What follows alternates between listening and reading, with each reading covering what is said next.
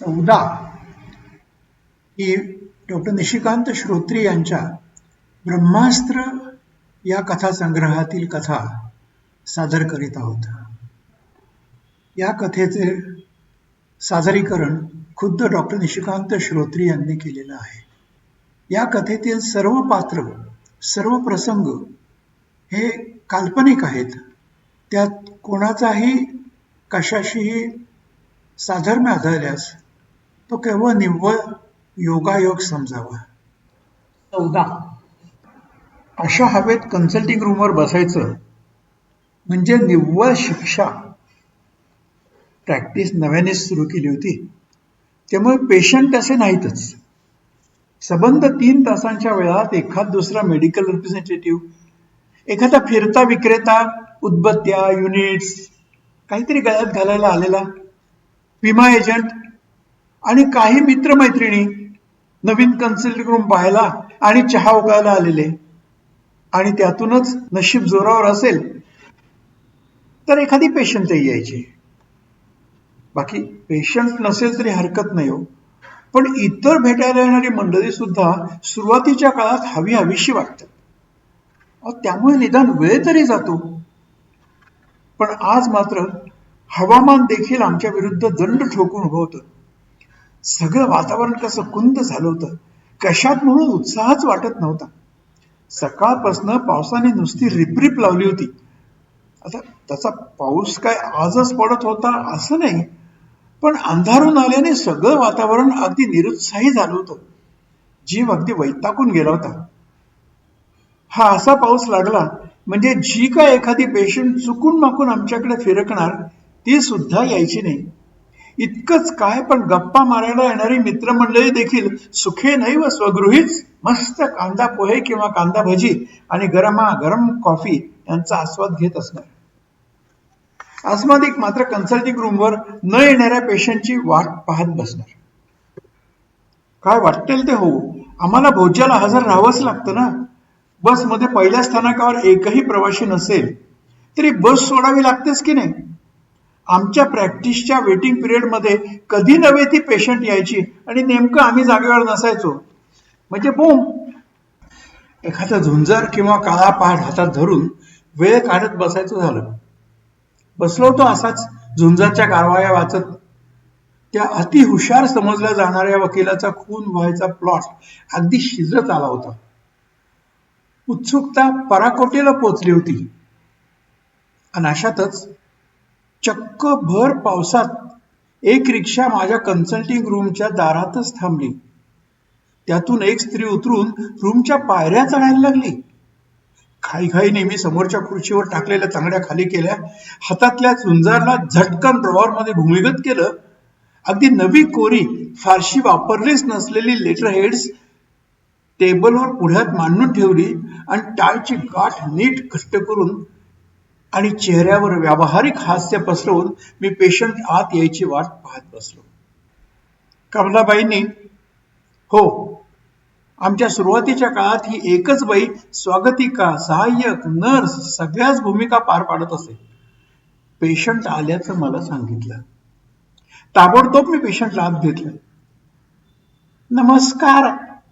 आपल्या थुलथुलीत काळ्या कभिन्न चेहऱ्यातील तंबाखू आणि चहाने काळे पडलेले दात दाखवत ती बाई समोरच्या खुर्चीत स्थानापन्न झाली. त्या बाईकडे मी पाहिलं आणि मनोमन हादरलोच. बाप रे, केवढी गलेलठ्ठ आणि धिप्पाड बाई ही. किमान 5.25 फूट तरी उंची असेल तिची. पण तिच्या वारेमाप आडव्या शरीरामुळे ती उंची पाहणाऱ्याला अजिबात जाणवत नव्हती. तिच्या पोलक्याच्या बायात दंडात घट्ट रुतून बसल्या होत्या आणि घामाने तळकट झाल्या होत्या. तिच्या समोर तिचा नवरा म्हणजे एखाद्या क्षुद्र कीटकासारखाच दिसत होता.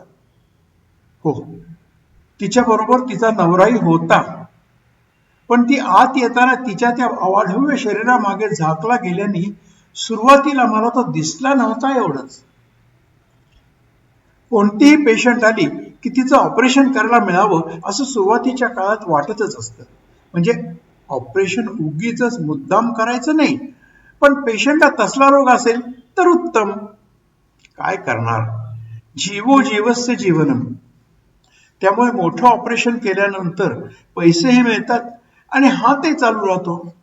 आम्हाला काय नाव्यासारखी मडक्याची हजामत करून थोडाच हात चालू ठेवता येतो. पण हा एवढा मोठा पर्वत समोर पाहिल्यावर मी मनोमन देवाची प्रार्थना केली, या बाईचं मोठंच काय, पण कसलंच ऑपरेशन करायची वेळ माझ्यावर येऊ नये. पण माझा पूर्वजन्मीचा पुण्यसंचय बराच कमी असावा किंवा यंदाच्या जन्मात त्याची घट होऊन तो नष्ट तरी झाला असावा. देवाने माझी प्रार्थना ऐकलीच नाही. डॉक्टर, माझी पिशवी काढायची आहे. सलामीलाच तिने घोषणा दिली.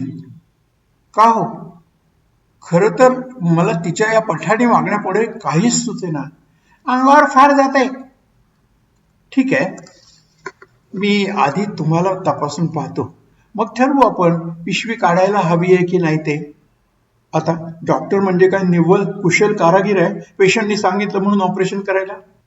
आपलं खुर्चीत जाऊन बसायचं आणि सांगायचं दाढी कटिंग वरचे कमी करायचेत. पण काय करणार, अगतिकता होती ना. काही नको, फार दिवस सोचते मी. ती बाई आपला हेका सोडायलाच तयार नव्हती. मी आता अजिबात थांबायला तयार नाही. परवाच आले आहे, आता लवकर ऑपरेशन करून टाका. या बाईचं नाव सुद्धा समजलं नव्हतं मला अजून, पण तिची पाळी केव्हा झाली ते मात्र समजलं. एकंदरीत प्रकरण कठीणच होतं, चुचकारूनच घ्यायला पाहिजे. बरं, तर तसं करूया. पण तुमच्या ऑपरेशनसाठी काय काय हत्यारं लागणार, पिशवीत काय रोग आहे, पिशवी केवढी आहे, ते नको का मला आधी पाहायला? मी आधी तपासून पाहतो, मग ठरवू. माझा हा मुद्दा तिला पटला.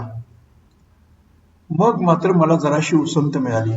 रजिस्टर काढून मी तिची नाव पत्त्यासकट सगळी केस हिस्ट्री लिहून घेतली. आनंदीबाई गोले, हो हेच तिचं नाव. पण मला आत्ता समजलं, एकंदरीत तिच्या लक्षणांवरून तिची पिशवी काढायला लागणार याविषयी माझ्या मनात फारसा संदेहच राहिला नाही. आणि तिला तपासल्यावर तर तिचं गर्भाशय काढून टाकण्याची अत्यंत जरुरी आहे हे माझं मलाच पटलं. सुमारे पाण्याच्या तांब्या मोठ्या गाठी झाल्या होत्या तिच्या गर्भाशयाला. मल्टिपल फायब्रॉइड्स. रजिस्टरमध्ये मी माझं निदान लिहिलं. बरोबर आहे बाई, तुमची पिशवी काढायलाच पाहिजे. सातपुते बाई म्हणाल्याच होत्या मला तुम्ही पिशवी काढाल म्हणून. ही डॉक्टर सातपुते म्हणजे माझीच वर्गमैत्रीण. हडपसरला तिने जनरल प्रॅक्टिस सुरू केली होती.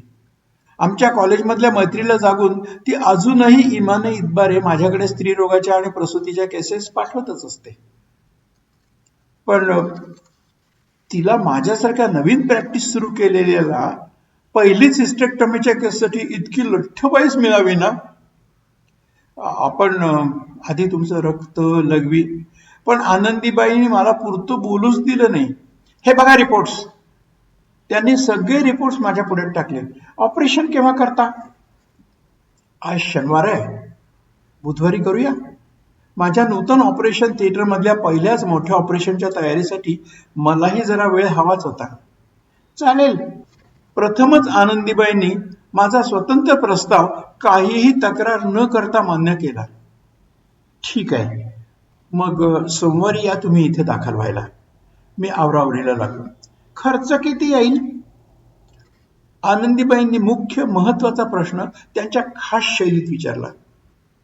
साधारणपणे 1000 पर्यंत, फार काही नाही. अशा मोठ्या ऑपरेशनला खर्चाचा नक्की आकडा सांगण्यात अर्थच नसतो. ऑपरेशन किती वेळ चालेल, औषधं, सलाईनच्या बाटल्या, रक्त किती लागेल, काहीच सांगता येत नाही ना. एवढे कुठले परवडतात आम्हाला? अंगावरचं झुळ झटकून टाकावं तसं माझं बोलणं आनंदीबाईंनी अंगावरून बाजूला टाकलं. मग आम्ही मोठ्या डॉक्टरांच्याकडे नसतो का गेलो? जेमतेम 600 पर्यंत खर्च परवडेल आम्हाला. त्यापेक्षा 1 पैसाही जास्ती नाही. बघा जमतंय का? त्यात मग औषधं, रक्त, जे काय लागेल ते सगळं तुमचं तुम्हीच सांभाळायचं. गरिबीत देखील इतका माझा असू शकतो हे मी प्रथमच अनुभवत होतो. पण 600 म्हणजे? सातपुतेबाई म्हणाल्या होत्या कराल म्हणून. मला सातपुतेचा रागच आला. नवीन प्रॅक्टिस झाली म्हणून काय झालं? पण जाऊ दे, तिला तरी दोष कशाला द्यायचा. तिने चांगल्या हेतूनीच आणि सद्भावनेनेच पाठवली होती ना ही केस माझ्याकडे. हॉस्पिटलच्या रिकाम्या खाटा कशा खायला उठत नाही तर. मी पटकन डोक्यात गणित केलं. सगळं मिळून खर्च 500-600 पर्यंत जात होता. निदान खर्च तरी निघेल, नाही झाला फायदा तरी काही बिघडत नाही. आपल्या हॉस्पिटलमध्ये मोठ्या ऑपरेशनचा मुहूर्त तरी होईल. कसं बस त्या बाईला 650 पर्यंत तयार करून मी ऑपरेशन बुधवारी मुकर्रर केलं. आनंदीबाई निघून गेल्या आणि मग मात्र मी मनोमन जरफडलो. काय ही अगतिकता. केवळ मी नव्याने प्रॅक्टिस सुरू केलीये म्हणून हिने मला तोंडावर तसं सांगून माझा अपमान करावा. एखाद्या भाजीवालीशी घासाघीस करावी त्या पद्धतीने आपल्या बिलाबद्दल माझ्याशी घासाघीस करून सौदा पटवून ही बाई गेली होती. पण माझ्या त्या चरफडण्याला काही अर्थ नव्हता. व्यवसायात जम बसेपर्यंत हे असंच चालायचं. लोकांना कोपराने खणता येईल इतपत मऊ राहायलाच हवं. इतकं करूनही आनंदीबाई सोमवारी खरोखरच येते की नाही याविषयी शंकाच होती मला. पण ती आली. खरोखरच आनंदीबाई सोमवारी येऊन माझ्या हॉस्पिटलमध्ये दाखल झाली. माझ्या हॉस्पिटलची ऑपरेशनची पहिली पेशंट ती. बुधवार उजाडला तसं मात्र माझं हृदय सशासारखं धडधडायला लागलं. तशी या प्रकारची अनेक ऑपरेशन्स मी पूर्वी केली होती. अगदी सराईतासारखी केली होती. नव्हे, आता त्या ऑपरेशनमध्ये मी सराईत झालो होतो, निष्णात झालो होतो. पण त्यावेळी मी शिकाऊ डॉक्टर होतो. ससूनमध्ये माझ्या प्रत्येक ऑपरेशनची, त्याच्या परिणामाची सगळी जबाबदारी घ्यायला माझे प्रोफेसर होते. आता मात्र इथं सगळं माझं मलाच करायचं होतं, स्वतःच्या जबाबदारीवर. जराशी जरी चूक झाली तरी त्याला सर्वस्वी मीच जबाबदार होतो. अगदी ट्रॉलीवर एखाद्या हत्यार विसरलो तरी नर्सवर ओरडता येणार नव्हते, कारण ट्रॉली मलाच लावायची होती. हे ऑपरेशन कितपत यशस्वी होतंय यावर माझ्या वैद्यकीय व्यवसायातील यशापयश अवलंबून होतं. हीच बाई एक स्त्रीरोग तज्ज्ञ म्हणून माझी प्रतिमा समाजात पोहोचवणार होती. माझ्या मनावरचा ताण वाढतच होता. पण जसं मी ऑपरेशन थिएटरमध्ये पाऊल टाकून हात धुतले आणि गाऊन ग्लोव्ह चढवले तसा माझ्या मनावरचा ताण सूर्यप्रकाशात धुकं विरून जावं तसा विरून गेला. एकदा का मी ऑपरेशनला लागलो की मग मी शांत होतो आणि ओठातल्या ओठात शीळ घालत सहजी ऑपरेशन करूनही टाकतो. नशिबाने भूल द्यायला आलेली डॉक्टर प्रतिभा घारपुरे ही एक निष्णात अनेस्थेटिस्ट होती. प्रतिभाने गो अहेडचा सिग्नल दिल्यानंतर तिच्याच बेस्ट विशेस घेऊन मी शांतपणे आनंदीबाईच्या पोटावर चाकूचं वात टेकवून सरळ छेद घेतला. तिचं पोट उघडून उदरपोकीत पोचणं हेच एक महाजिकरीचं काम होतं. सुमारे 6 इंच जाड चरबीच्या स्तरातून आतल्या अवयवांपर्यंत पोहोचायचं म्हणजे एक व्यायामच होता. पण तेही होता होईल तितकं स्वच्छ आणि नीटसपणे करून अखेरीस मी तिच्या पोटात शिरलो. पोट उघडल्यावर मात्र सबंध उदरपोकीत गर्भाशयाच्या त्या भल्या मोठ्या गाठीखेरीज दुसरं काहीच दिसेना मला. केवढ्या मोठ्या मोठ्या गाठी होत्या त्या. क्षणभरच माझ्या पोटात खड्ड्या पडल्यासारखं झालं मला. पण दुसऱ्याच क्षणी माझ्या मनाला आवरून मी त्या ट्युमरला हात घातला. पूर्वानुभव कसाला लावून अतिशय काळजीपूर्वक पण तितक्याच कौशल्याने मी ऑपरेशन करत होतो. हळूहळू गर्भाशयाच्या पिशवीची एक एक बंधनं मोकळी व्हायला लागली. इन्फेंडिब्युलोपेल्विक लिगामेंट झालं, युटेराइन आर्टरी झाली आणि मॅकॅनरॉड लिगामेंट सुद्धा झालं. आता फक्त गर्भाशयाला जोडलेल्या योनीचा पोटातला भाग कापला की झालं. या सगळ्या गाठी सकट ते गर्भाशय आनंदीबाईचा अखेरचा निरोप घेऊन बाहेर आलं असतं. योनीचा पुढचा भाग कापून मागच्या भागाकडे पोचायला मी गर्भाशयाची पिशवी पुढच्या बाजूला उचलली आणि तेवढ्यात ते झालं. मागून कुठून तरी नेहमी कधीच नसणाऱ्या ठिकाणाहून एक रक्तवाहिनी आली होती. मी गर्भाशय पुढे ओढून योनीचा मागचा भाग कापल्याबरोबर ती अनाहूत रक्तवाहिनी कापली गेली आणि जोरात एक रक्ताची चिळकांडी उडाली, ती थेट माझ्या डोळ्यांवर. प्रतिभाने घाईघाईने माझे डोळे पुसले आणि मी माझी नजर आनंदीबाईच्या पोटात वळवली. रक्ताचा थरोळ झालो होता आत. त्या थरोळ्यातून उडणाऱ्या रक्ताच्या चिकांड्यावरून त्या तुटक्या रक्तवाहिनीची जागा लक्षात येत होती. मी केबिलवाण्या नजरेने प्रतिभाकडे पाहिलं, क्षणभरच. पण ती फारच निष्णात होती. मी काही बोलायच्या आतच तिने आनंदीबाईच्या नवऱ्याला रक्ताच्या 3 बाटल्या आणायला पाठवलं होतं. दुसऱ्याच क्षणी पुन्हा धैर्य एकवटून मी आनंदीबाईच्या पोटात शिरलो. पोटात स्पंजेस ठासून भरल्यावर ती नाठाळ रक्तवाहिनी मला स्पष्टपणे दिसू लागली. पण तिच्यापर्यंत पोहोचणं फारच अवघड होतं. अखेरीस लांब आर्टरी फोर्सेप्सच्या आधाराने मी कसा बसा तिथपर्यंत पोहोचलो. विसाळलेल्या पुत्र्याला पकडावं तशात शिताफीने मी रक्तवाहिनी पकडली. एवढ्यात प्रतिभाचा आवाज कानावर आला, "खाई कर रे, पेशंट ठीक आहे ना?" मी तिच्याकडे उत्तराच्या अपेक्षेने पाहिलं, पण तिनं तोंडाने उत्तर द्यायची गरजच भासली नाही. जीवाच्या कराराने आपल्या दोन्ही हातांनी ती आनंदीबाईच्या बंद पडलेल्या हृदयाला धक्के देत होती. बाप रे, कार्डियाक मसाज म्हणजे पल्स गेली, कार्डियाक अरेस्ट. माझ्या पायातलं त्राणच गेलं. माझ्या पहिल्याच ऑपरेशनच्या पेशंटचा ऑपरेशन टेबलवरच मृत्यू म्हणजे मला माझं अंधकारमय भविष्य डोळ्यासमोर दिसायला लागलं. "मी इंटरनल कार्डियाक मसाज देऊ का? तू आधी ब्लीडर लायगेट कर." प्रतिभाचा अनुभव माझ्या मागे खंबीरपणे उभा होता. मी झटकन पकडलेली रक्तवाहिनी बांधून टाकली. आजूबाजूला जे काही थोडंसं रक्त झिरपत होतं त्याचा रंग अगदी काळा दिसत होता. दुसऱ्याच क्षणी मी आनंदीबाईच्या श्वासपटलामध्ये हात घालून हृदयाला कृत्रिम स्पंदनं देऊन त्याला परत कार्यान्वित करण्याच्या उद्योगाला लागलो. प्रतिभाच्या आदेशानुसार एव्हाना नर्सनी सलाईनची बाटली बदलून हिमॅक्सिलची बाटली चालू केली होती आणि दोन्ही हातांनी ती प्लास्टिकची बाटली पिळवटून ती ते औषध होता होईल तो वेगाने आनंदीबाईच्या शरीरात ढकलत होती. नशिबाने लगेचच हृदयाची स्पंदनं परत सुरू झाली. झटकन क्लोज कर अब्डोमेन. प्रतिभाची आज्ञा शिरसाबंद मानून मी आनंदीबाईचं पोट भराभर शिवून टाकलं. तोपर्यंत आधीच केविलवाणा दिसणारा आनंदीबाईचा नवरा आणखीनच केविलवाणा होऊन रक्ताच्या 3 बाटल्या घेऊन आला होता. हिमॅक्सिलच्या बाटलीची जागा रक्ताची बाटलीने घेईपर्यंत पोटावरची पट्टी सुद्धा करून झाली होती. "पायावर व्हेनिसेक्शन कर." प्रतिभाचा पुढचा हुकूम सुटला आणि मी ताबडतोब ग्लोव्ज बदलून आनंदीबाईच्या डाव्या घोट्याच्या दिशेने धावलो. पायाच्या निलेमध्ये पॉलिथिनची नळी सरकून झाली आणि प्रथमच माझ्या तोंडातून कसे बसे शब्द बाहेर पडले. "ब्लड प्रेशर किती आहे?" "60 सिस्टॉलिक." प्रतिभापाशी बोलायला फारसे शब्दच नव्हते की वेळही नव्हता. "1 पाईंट ब्लड सिरिंजनेच पुश कर." मला आलेला शारीरिक आणि मानसिक ताण मलाच काय पण ऑपरेशन थिएटर मधल्या प्रत्येकाच्या चेहऱ्यावर आणि वागणुकीत जाणवत होता. एकदा पेशंट स्पॉन्टेनियस रेस्पिरेशनवर आली ना की मग येते मी तुझ्या मदतीला. प्रतिभाचे दिलासे देणारे आत्मविश्वासाने भरलेले शब्द माझ्या कानांवर आले. मी मात्र इमाने इतबारे रक्त रुग्णाच्या शरीरात अक्षरशः ओतण्याचा प्रयत्न करत होतो. "ते आता माझ्याकडे आणि तू थोडी विश्रांती घे."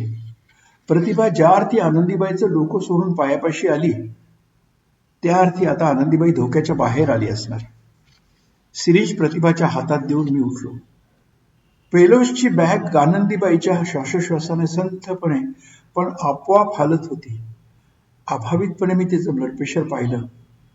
90 सिस्टॉलिक. माझ्या जीवात जीव आला.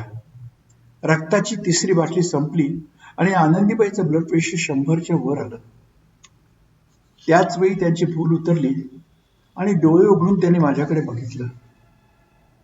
"डॉक्टर, बरेच थकलेले दिसताय तुम्ही." आनंदीबाईच्या त्या शब्दांनी मला हसावं का रडावं तेच कळेना. आनंदीबाईनं वॉर्डातल्या त्यांच्या कॉटवर झोपून मी परत कन्सल्टिंग रूम मध्ये आलो आणि मग माझ्या मनावरच्या बरेच दाबून ठेवलेल्या ताणाचं झाकण अतिदाबाने धाडकन उडालं. माझ्या पायातलं त्राणच गेलं आणि मी मटकन खाली बसलो. त्यावेळी मला जाणवत होता फक्त माझ्या पाठीवर मायेने आणि विश्वासाने फिरणारा प्रतिभाचा अनुभवी हात. टाके काढेपर्यंतचे पुढचे 10 दिवस कसे जातायत याची ही एक काळजीच होती.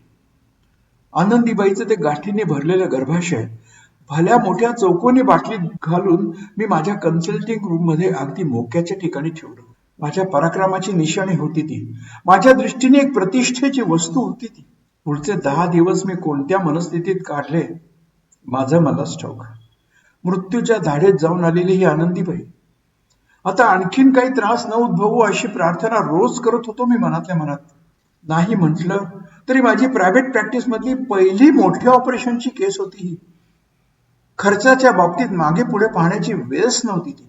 काय वाटेल ते झाले तरी ती व्यवस्थित होऊन घरी गेलीच पाहिजे. पेशंटला कल्पना दे आणि बिल व्यवस्थित वाजवून घे. जरा जास्तीच सांग नेहमीपेक्षा. प्रतिभाने जाता जाता मला हाही सल्ला द्यायला कमी केलं नाही, पण मला ते पटलं नाही. एकदा मी 650च्या बोलीवर कबूल झालो होतो आणि माझा शब्द पाळणं माझं काम होतं.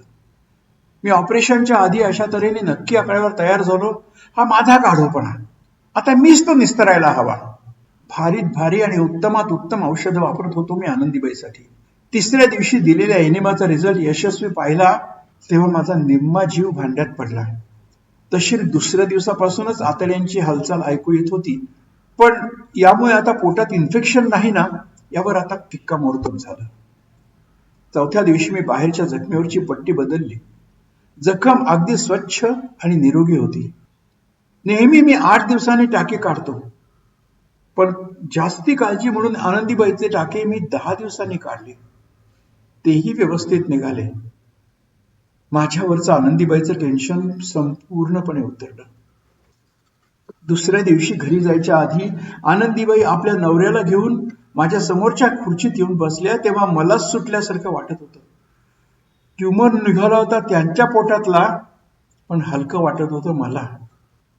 डॉक्टर, आम्हाला पावती द्याल ना? आनंदीबाई पैसे द्यायच्या आधी विचारत होत्या. म्हणजे यांच्या ऑफिसमधून आम्हाला पैसे परत मिळतील? हो, देऊ की, मी निर्विकारपणे उत्तरलो. पण माझ्या मनात मात्र वेगळेच विचार चालले होते. आजपर्यंत या बाईवर मी केलेला खर्च 700च्या पुढे गेला होता. खरं म्हणजे हिने आपणहूनच विचारून जास्ती पैसे द्यायला काय हरकत होती? एवी तेवी सगळे पैसे तिला ऑफिसमधूनच परत मिळणार आहेत ना. म्हणावे का दे जास्ती पैसे म्हणून? पण माझ्या सत्सद विवेक बुद्धीला दिलेला शब्द मोडायचं काही पटेना. मी न बोलता 650 रुपयाची पावती करायला लागलो. हे काय आहे डॉक्टर?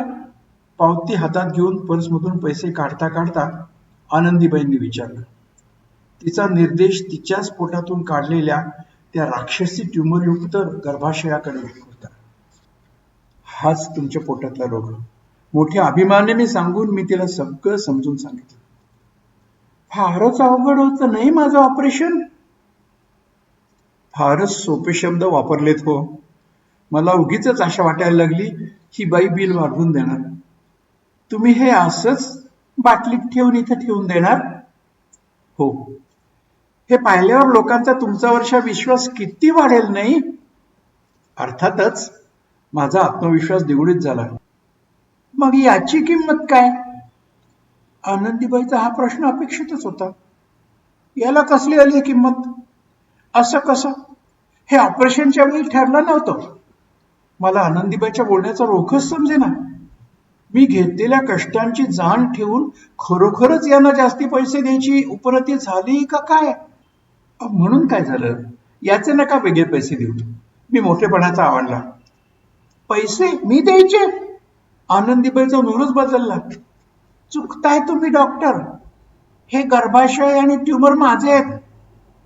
ते इथं ठेवल्याने तुमची जाहिरात होणार आहे, तुमचा धंदा सुधारणार आहे. ऑपरेशनच्या वेळी हे गर्भाशय तुमच्याकडे ठेवायचं असं अजिबात ठरलं नव्हतं. फक्त तुम्ही माझे गर्भाशय काढायचं ठरलं होतं 650 रुपयाला. पण त्या गर्भाशयाची मालकी मात्र माझीच. मी काही ते तुम्हाला विकलेलं नाही आहे. तुम्हाला जर हवं असेल तर त्याचे 200 रुपये पडतील आणि ते देखील आत्ताच बिलातून कमी करायला लागतील तुम्हाला. मला हे काहीच अपेक्षित नव्हतं. असं काही होईल याची कल्पनाही नव्हती मला. ते गर्भाशय माझ्या शल्य कौशल्याचं प्रतीक होतं, माझ्या प्रतिष्ठेची वस्तू होती.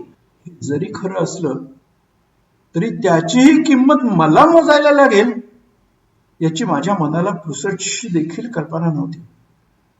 आश्चर्याने डोळे विस्फारून मी आनंदीबाईच्या चेहऱ्याकडे पाहू लागलो. माझ्या नजरेचा केविलवाणा प्रयत्न चालू होता. आनंदीबाईच्या विजयी नजरेत माणुसकी शोधायचा, कृतज्ञता शोधायचा. धन्यवाद. ही कथा आवडली असेल तर माझ्या चॅनलला सबस्क्राईब करा आणि जितक्या ठिकाणी होईल तितक्या सर्व दूर ही कथा अग्रेषित करा. पुन्हा एकदा धन्यवाद.